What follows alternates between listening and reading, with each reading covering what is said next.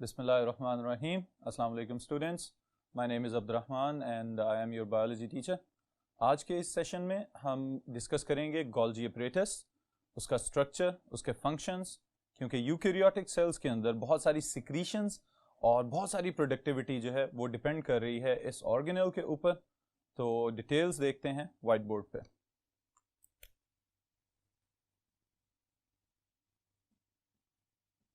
जी students, सबसे पहले हम इसके अपने नाम की बात करेंगे।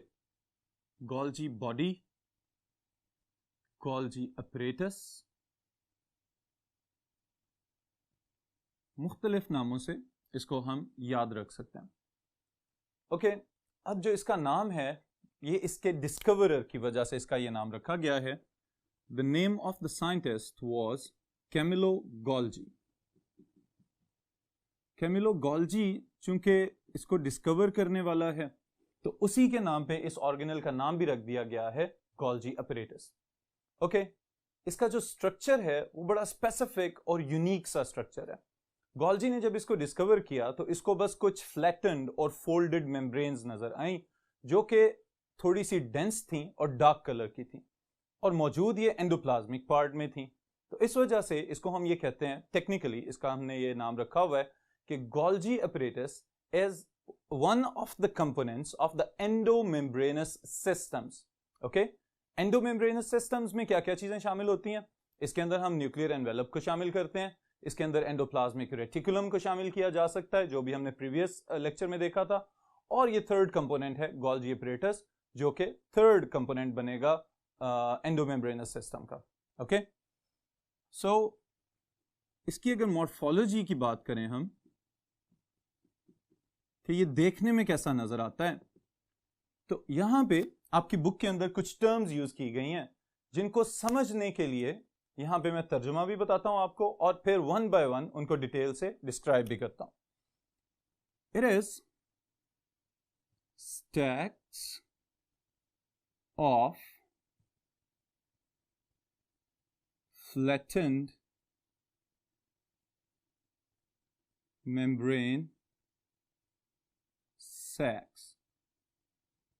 अब ये जो टर्म्स हैं इसमें सबसे पहले नंबर पे एक लफ्ज लिखा हुआ है स्टैक्स।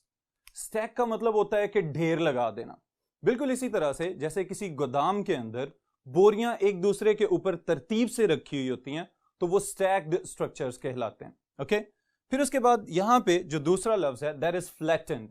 फ्लैटेंड का मतलब आप इसकी एनोलॉजी समझें अगर, तो हम यूं कह सकते हैं कि किसी बोरी को खाली कर लिया जाए और वो जो एक दबा हुआ सा पिचका हुआ स्ट्रक्चर बन जाता है वो फ्लैटेंड स्ट्रक्चर कहलाता है। और फिर उसके बाद मेम्ब्रेन सैक्स, तो जो थैलियां खुद हैं, सैक्स थैला, जो थैलियां खुद हैं वो मेम्ब्रेन्स की बनी हुई हैं और मेम्ब्रेन्स के लिए हम स्पेसिफिकली यहां पे एक टर्म यूज कर रहे हैं सिस्टर्नी। ऑलराइट स्टूडेंट्स, आपका क्या ख्याल है कि ये टर्म कहीं और हम पहले पढ़ चुके हैं? Yes, exactly. सिस्टर्नी हम स्पेसिफाई करते हैं the name of the membrane of the endoplasmic reticulum. Okay, लेकिन गोल्जी बॉडी चूंकि खुद डिराइव ही स्मूथ एंडोप्लाज्मिक रेटिकुलम के वेसिकल से हो रहा है तो हम ये कह सकते हैं कि सिस्टर्नी ही गोल्जी बॉडी की मेम्ब्रेन है। केमिकल नेचर इसकी, they are made up of phospholipids और फिर उसके साथ ही साथ जो स्ट्रक्चरल कंपोजिशन है वो फॉस्फोलिपिड बाइलेयर है, 2 लेयर्स पे मुश्तमिल है। ऑलराइट, अब जो सिस्टर्नी है इसके साथ समटाइम्स एक और डिफरेंशिएशन पॉइंट हमारे ज़हन में आता है कि कुछ किताबों में कुछ जगहों पे लिखा होता है कि गोल्जी अपरेटस और साथ ही थोड़ी देर के बाद डिस्क्रिप्शन में जैसे आपकी किताबें में लिखा हुआ है गोल्जी कम्प्लेक्स। तो is there any difference between Golgi apparatus and Golgi complex और they are the same terms for the same structure? Okay, तो हम इसको एक बिल्कुल थिन लाइन के साथ डिफरेंशिएट करने लगे हैं और वो क्या है कि when the cisternae are present along with associated vesicles, जो छोटे छोटे membrane bounded structures बने होते हैं, this structure is now called Golgi complex. Alright students, अब देखें अगर खाली मेम्ब्रेन्स हैं जिनका नाम हमने क्या रखा है सिस्टर्नी, अगर सिस्टर्नी के फ्लैटेंड मेम्ब्रेनस सैक्स नजर आ रहे हैं तो that is Golgi apparatus, yes. और अगर उस गोल्जी अपरेटस के साथ एक साइड से अटैच्ड या एसोसिएटेड वेसिकल्स आपको निकलते हुए नजर आ रहे हो तो अब ये जो एक कम्प्लेक्स स्ट्रक्चर बनेगा इसको हम कहेंगे गोल्जी कम्प्लेक्स। ओके, तो this could be a short question कि what is the difference between Golgi apparatus and Golgi complex. Next अगर हम देखें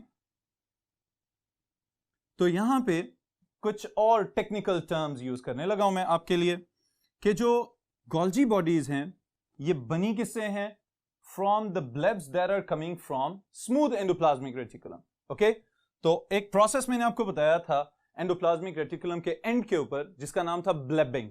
ओके, स्मूथ एंडोप्लाज्मिक रेटिकुलम की टिप्स के ऊपर से छोटे छोटे गोल गोल वेसिकल्स अलहदा होते रहते हैं, डीटैच होते रहते हैं, उस प्रोसेस को हम कहते हैं बडिंग ऑफ। ओके, वो अलहदा होते रहते हैं और बाद में इकट्ठे होके फ्लैटेंड सैक्स बना देते हैं जो कि गोल्जी बॉडीज कहलाता है।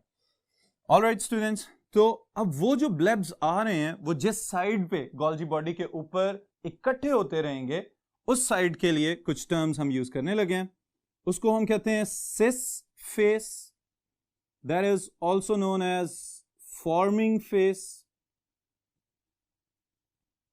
that is also known as convex side, and that is also known as outer side of the Golgi apparatus. All right students, अब देखें ये जो चार मुख्तलिफ मैंने टर्म्स यहां पे लिखी हैं ये गोल्जी बॉडी की एक साइड को डिस्क्राइब करने के लिए यूज होती हैं। ओके, कौन सी साइड को डिस्क्राइब करने के लिए यूज होती हैं इसको हम डिफाइन कर लेते हैं ताकि आपको याद रह जाए ये वाला पॉइंट। क्या डिफाइन कर सकते हैं इसको हम, this is the side of Golgi apparatus on which new blebs or vesicles coming from smooth endoplasmic reticulum are continuously attached. All right students, ये गोल्जी apparatus की वो वाली साइड है जिसके ऊपर मुसलसल वेसिकल्स जो स्मूथ एंडोप्लाज्मिक रेटिकुलम रिलीज कर रहा है या बड ऑफ कर रहा है ब्लेबिंग के प्रोसेस के थ्रू, वो ब्लेब्स आपस में जुड़ते रहते हैं और आपस में अटैच होके बाद में फॉर्मिंग फेस के ऊपर आके जम जाते हैं, इकट्ठे हो जाते हैं, मिल जाते हैं और फिर उसके बाद ये गोल्जी अपरेटस को कंस्ट्रक्ट करने में कंट्रीब्यूट करते हैं। ऑलराइट, फिर इसी के साथ जो ऑपोजिट साइड है गोल्जी बॉडीज की दैट इज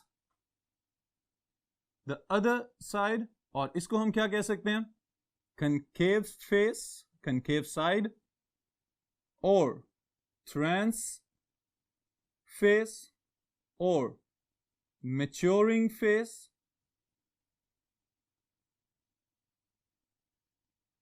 और इनर साइड भी इसके साथ ही शामिल कर लेते हैं, इनर फेस। ओके स्टूडेंट्स, तो अब ये हमारे पास दूसरी साइड की बात आ गई है, कनकेव जो अंदर की तरफ थोड़ा धंसा हुआ सा स्ट्रक्चर बनेगा, ट्रांस जहां से मटेरियल्स जो हैं अब प्रोडक्ट्स की फॉर्म में, फिनिश्ड प्रोडक्ट्स या फाइनल प्रोडक्ट्स की शक्ल में कन्वर्ट होकर निकलने वाले हैं, और फिर इसी तरह मैच्योरिंग और इनर फेस ये दूसरे नाम है जो इसके लिए इस्तेमाल हो सकते हैं। अब इसको भी हम डिफाइन कर लेते हैं, it is the side of Golgi apparatus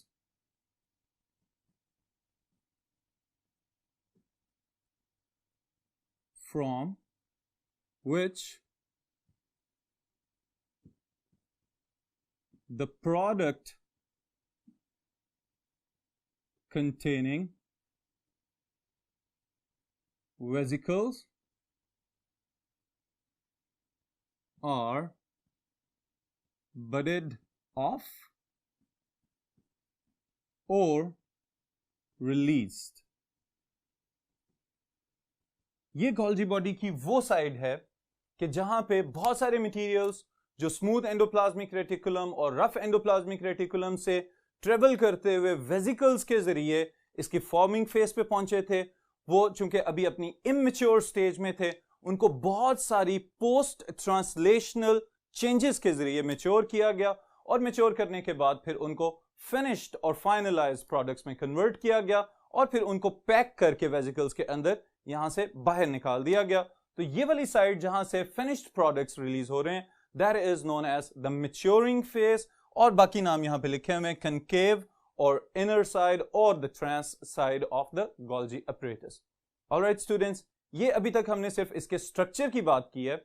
अब अगर हम जरा आ जाएं फंक्शंस की जानिब, ओके, तो Golgi body it is performing very very important function inside the cell, और वो फंक्शंस क्या हैं उनको एनलिस्ट करते हैं और फिर उसके बाद हम इनको डिटेल से डिस्कस करते हैं। Functions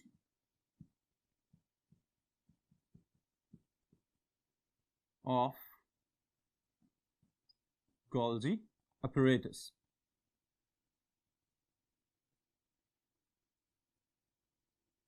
Okay, the first thing, अब जरा इसको मैं स्ट्रक्चर बना के उसके बाद मैं एक्सप्लेन करने लगा। ओके, जो फंक्शंस में सबसे पहली बात है वो हम स्टार्ट अगर करें ब्लेबिंग के पॉइंट ऑफ व्यू से, तो let us suppose this is the endoplasmic reticulum.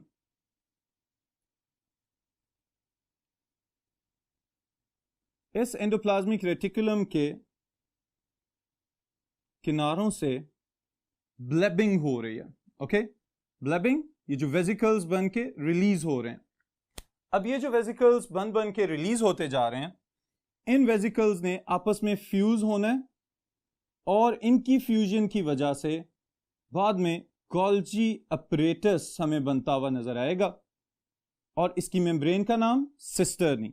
Okay, अब ये जो गोल्जी अपरेटस बना है यहां पे, ये जो डिफरेंट हमने स्टैक्ड स्ट्रक्चर्स यहां पे शो किए हैं, इन स्ट्रक्चर के अंदर अपने बहुत सारे एंजाइम्स हैं जहां पे डिफरेंट टाइप्स के जो मेटाबॉलिक प्रोडक्ट्स हैं और मेटाबॉलिक इंटरमीडिएट्स हैं उनको बनाया जाता है और फिर उनको फाइनल प्रोडक्ट्स में कन्वर्ट कर दिया जाता है।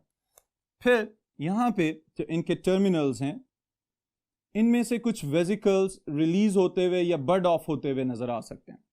ऑलराइट स्टूडेंट्स, अब ये एक बिल्कुल बेसिक सा स्ट्रक्चर में बना के आपको बताने लगा हूं।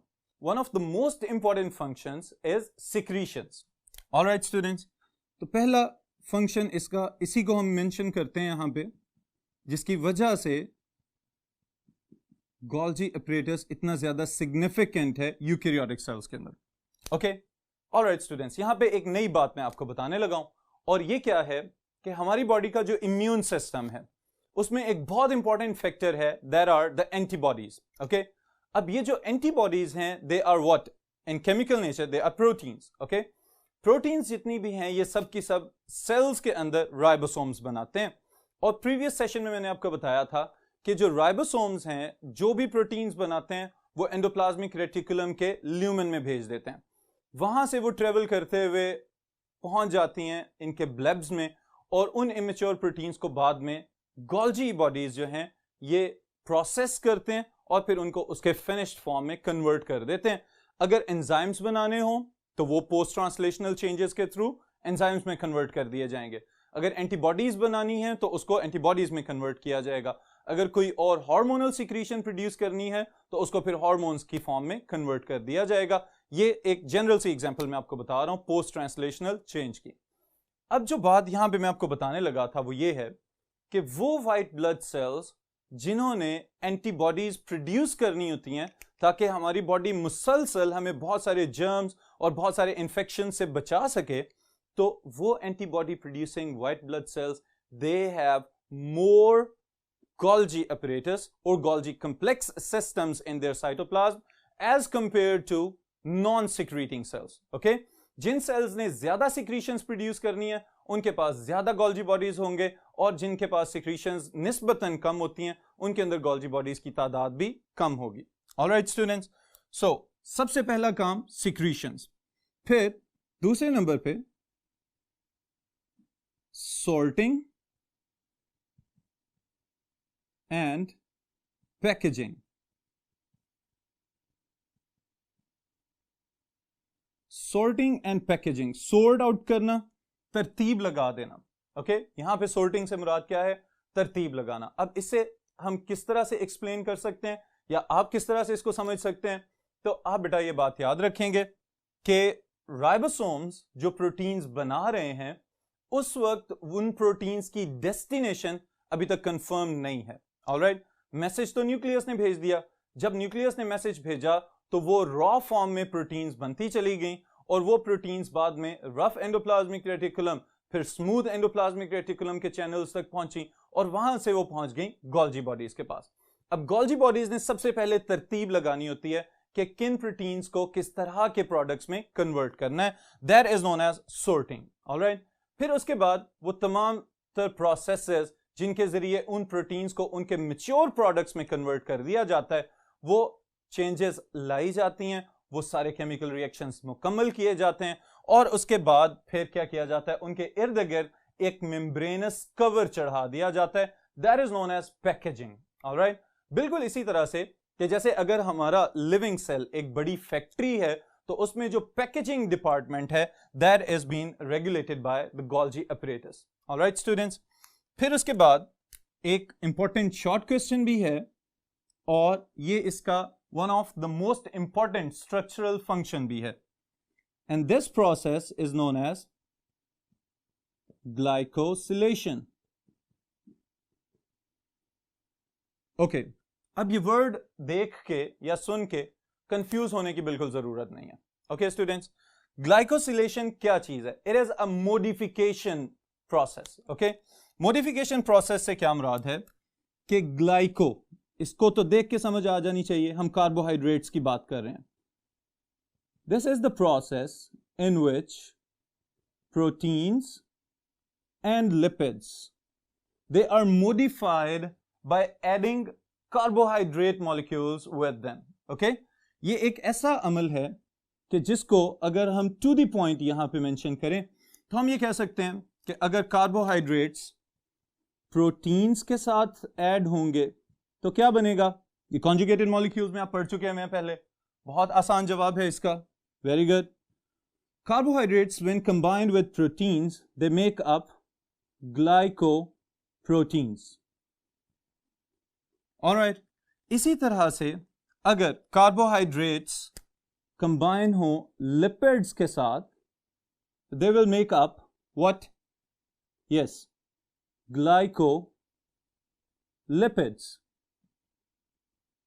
This process is called glycosylation. Okay, और इसको हम ये भी कह सकते हैं कि cellular modification of molecules.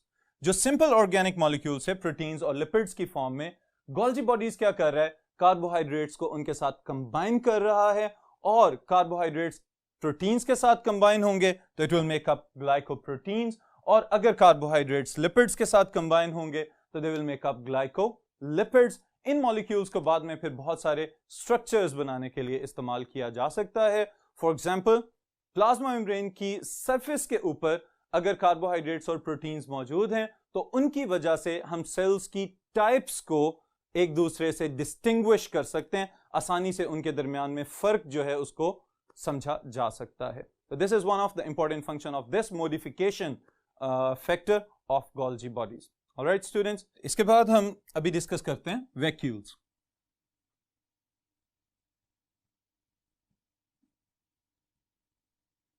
Ji students, vacuoles are the simplest eukaryotic organelles present both in animal cells and the plant cells. लेकिन इनके अंदर स्ट्रक्चरली थोड़े बहुत डिफरेंसेस मौजूद हो सकते हैं. ओके, तो मेन फोकस हमारा यहां पे रहेगा प्लांट सेल के ऊपर और साथ ही साथ एनिमल सेल के साथ इसको कंपेयर करते हैं और इसको हम देखते हैं अभी. ओके, सो सबसे पहले इसको डिफाइन कर लिया जाए. सिंपलेस्ट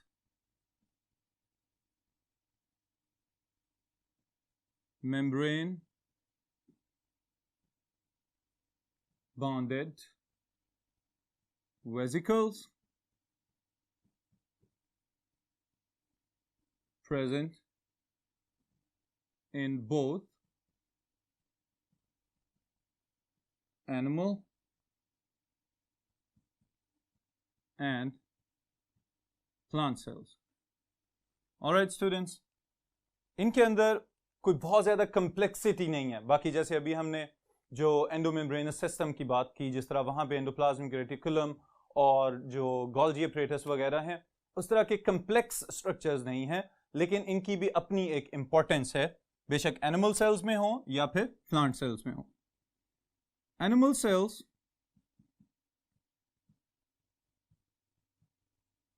they contain numerous, बहुत सारे small but different types of vacuoles. Animal cell के अंदर छोटे छोटे बहुत सारे वैक्यूल्स मौजूद हो सकते हैं. इनके फंक्शंस क्या हैं, इसको भी हम एंड पे देख लेते हैं. पहले जरा बात कर लें हम प्लांट सेल की. Inside the plant cell there is one large central vacuole. Animal cells के अंदर तो हमें पता चलता है कि न्यूक्लियस दरमियान में है और बाकी ऑर्गेनल्स जो हैं वो इधर उधर बिखरे हुए नजर आते हैं. लेकिन प्लांट सेल्स के अंदर ऐसा नहीं है. प्लांट सेल्स के अंदर एक बहुत बड़े वैक्यूल की मौजूदगी की वजह से जो उसका अपना न्यूक्लियस और बाकी ऑर्गेनल्स हैं, इवन की जो साइटोप्लाज्म है, वो भी धकेल दिया जाता है पेरिफेरी की तरफ, बैरूनी सतह की तरफ, और वो प्लाज्मा मेम्ब्रेन के साथ जो है वो प्रेशर के साथ धंसा जा रहा होता है. ऑलराइट स्टूडेंट्स, अब एनिमल सेल को अगर देखें तो यहां पे डिफरेंट टाइप्स के हैं और छोटे छोटे बहुत सारे वैक्यूल्स हैं. प्लांट सेल में एक ही बड़ा सा वैक्यूल है, जिसकी वजह से बाकी सब चीजें एक साइड पे जा चुकी हैं. लेकिन इसके साथ ही साथ इसकी सिग्निफिकेंस एनिमल सेल के वैक्यूल्स की निस्बत थोड़ी सी डिफरेंट है. ये ज्यादा इंपॉर्टेंट है प्लांट सेल के लिए. क्यों इंपॉर्टेंट है? सबसे पहले नंबर पे अगर हम इसकी मेम्ब्रेन की बात करें तो इसको एक स्पेशल नाम दिया गया है, और कुछ साइंटिस्ट तो ये कहते हैं कि it is not just a membrane, instead it is a complete membrane system. इसके अंदर बहुत सारे स्पेशलाइज्ड प्रोटीन्स मौजूद हैं जो कि जरूरत पेश आने पे एक्टिव ट्रांसपोर्ट और पैसिव ट्रांसपोर्ट और बाकी मटेरियल्स को इनवर्ड आउटवर्ड आराम से मूव करवा सकते हैं. ऑलराइट, तो इसकी मेम्ब्रेन को नाम दिया गया है टोनोप्लास्ट. अब इसी के अंदर एक और सिग्निफिकेंट पॉइंट में ऐड करने लगा हूं, that is known as the turgor pressure. जी स्टूडेंट्स, ये टर्म थोड़ी बहुत फेमिलियर है. ओके, अब इस टर्गर प्रेशर को अगर हम प्लांट सेल के रेफरेंस से देखें तो जितने भी इमेच्योर प्लांट्स होते हैं, जिनके अंदर अभी वुडी स्ट्रक्चर आपको नजर नहीं आना स्टार्ट हुआ, तो वहां पे सपोर्ट के लिए even inside the leaves of the plants, और जो हर्बेशियस प्लांट्स हैं उनके अंदर जो मेन सपोर्टिव रोल है, that is been played by the turgor pressure.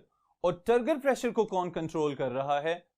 The vacuole of the plant cells. Okay, जैसे हम लोग नॉर्मली अपने इर्द गिर्द देखें तो ये पालक और धनिया और इस तरह के जो हर्ब्स हमें नजर आती हैं, जड़ी बूटियां, उन जड़ी बूटियों के अंदर कोई स्पेशल सपोर्टिव स्ट्रक्चर या कोई टिश्यू मौजूद नहीं है, तो वहां पे पानी को वैक्यूल्स के अंदर मूव किया जाता है. प्लांट सेल्स जो हैं वो टर्जिड हो जाते हैं, फूल जाते हैं, और फिर उनके उस फूलने वाले फैक्टर की वजह से पूरा प्लांट जो है वो इरेक्ट स्टेचर को मेंटेन करता है. वो पौधा जो है वो सीधा खड़ा रहता है अपनी नॉर्मल पोजीशन के अंदर. लेकिन जब भी अगर वाटर की थोड़ी सी कमी हो जाए तो उस सूरत में क्या होता है कि प्लांट्स दे इमीडिएटली विल्ट, वो मुरझा जाते हैं. ओके, तो ये वाली चीज के पौधों का फ्रेश रहना और उनका अपनी नॉर्मल पोजीशन को मेंटेन करना, this is one of the important functions of this plant cell vacuole. Alright students, फिर इसके साथ ही साथ मैं एग्जांपल्स के तौर पे आपको वैक्यूल्स की टाइप्स बताने लगा हूं कि जो नॉर्मली मौजूद हो सकती हैं both in the plant cells और in the animal cells. Okay, food vacuole,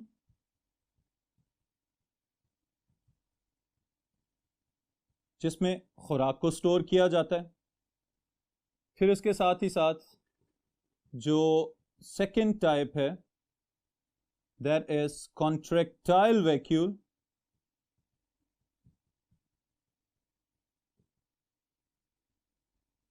Contractile vacuole, इसके नाम पे गौर करें तो अंदाजा होगा कि कॉन्ट्रैक्शन से इसका कोई ना कोई ताल्लुक है.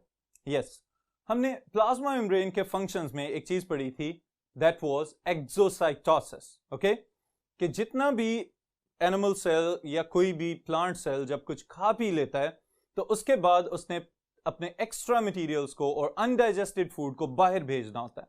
ऑलराइट स्टूडेंट्स, तो वहां पे कॉन्ट्रैक्टाइल वैक्यूल्स हमें नजर आते हैं. Mostly they can be observed in animal cells. Okay, animal cells के अंदर कॉन्ट्रैक्टाइल वैक्यूल्स जो हैं वो वेस्ट प्रोडक्ट्स को और अनडाइजेस्टेड फूड को लेके ट्रेवल करते हैं टुवर्ड्स द प्लाज्मा मेम्ब्रेन. वहां पे इनको पिंच किया जाता है, दबा दिया जाता है और उसकी वजह से जो मेम्ब्रेन है रप्चर होती है और जो वेस्ट प्रोडक्ट्स हैं वो बाहर निकाल दिए जाते हैं. This is the second type, contractile vacuole. Alright, फिर इसके बाद students the third one is lysosomes. They are also known as the digestive vacuoles. Okay, इनके अंदर खुराक के पार्टिकल्स को एंजाइम एक्शन के थ्रू डाइजेस्ट किया जाता है और ये डाइजेशन सेलुलर डाइजेशन कहलाती है. तो ये जो लाइसोसोम्स हैं इनको इंशाअल्लाह ताला हम